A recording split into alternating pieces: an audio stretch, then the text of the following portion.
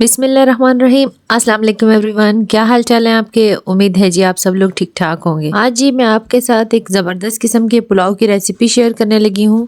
جس دن آپ کا کھانا بنانے کو دل نہ کرے اور آپ چاہ رہے ہوں کہ بہت جلدی جلدی کوئی چیز بنا لیں تو پھر آپ یہ پلاؤ کی ریسیپی ضرور ٹرائی کریں۔ یہ ریسیپی پھر آپ کے لیے ہے، تو چلیں جی بنانا شروع کرتے ہیں۔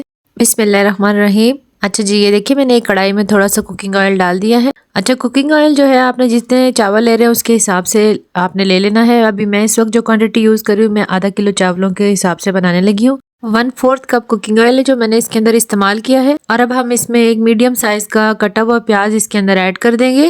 پیاز کو ہم لائٹ گولڈن ہونے تک پکائیں گے۔ دیکھیں اس کو زیادہ نہیں پکانا، ڈارک براؤن کریں گے، چاولوں کا کلر بہت زیادہ ڈارک ہو جائے گا اور کا لائٹ کلر ہوتا ہے تو بہت خوبصورت لگتا ہے۔ اور اب ہم اس کے اندر گرم مسالوں کے جو کھڑے گرم مسالے ہیں وہ اس میں ایڈ کرنے لگے ہیں، جس میں دل چینی ہے، بادیان کے پھول ہیں، اس کے علاوہ میں اس کے اندر لونگ، جیفل جوتری اور کالی مرچ ثابت ڈال رہی ہوں۔ مسالوں کو تھوڑا سا ہم بھون لیں گے کہ اچھی سی خوشبو اس میں سے آ جائے۔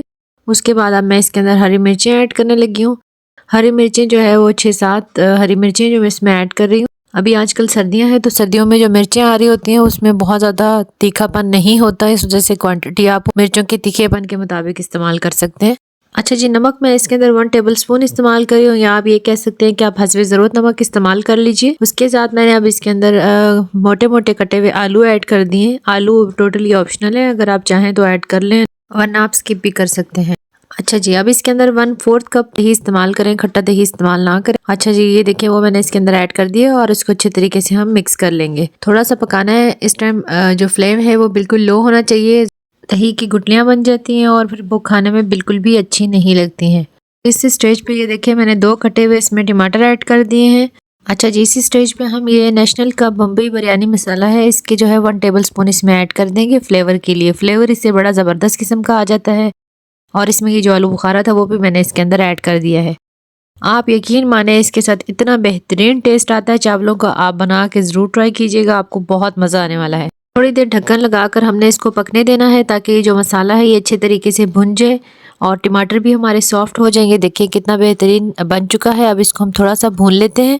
اب میں اس کے اندر یخنی ایڈ کرنے لگی ہوں، جو گوشت میں نے بوائل کیا ہوا تھا، یہ دیکھیں یہ اسی کی یخنی ہے۔ ابھی تو میں نے فروزن رکھا ہوا تھا اور میں نے تھوڑا سا مائکرو ویو کیا، اور مائکرو ویو کر کے میں نے یخنی بھی ایڈ کر دی اور یہ گوشت بھی میں نے اس کے اندر ایڈ کر دیا۔ ابھی بھی یہ تھوڑا سا جمع ہوا ہے اور یہ جب مزید پکے گا تو بالکل یہ کھل جائے گا۔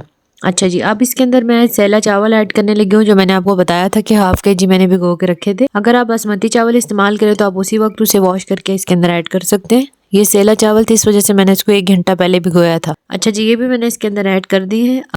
اگر ویڈیو اچھی لگ رہی ہو تو چینل کو سبسکرائب کر لیجئے، لائک اینڈ شیئر کیجئے تاکہ ہر آنے والی ویڈیو کا نوٹیفیکیشن آپ کو بآسانی ملتا رہے۔ اچھا جی یہ دیکھیں اب میں نے اس کو تھوڑا سا جو ہے وہ پکنے دینا ہے، ڈھکن لگا کے بند کر کے تھوڑی دیر ہم اس کو پکائیں گے۔ اچھا جی 15 منٹ ہو چکے ہیں، یہ دیکھیں جس نے اپنا پانی سارا ڈرائی کر لیا ہے۔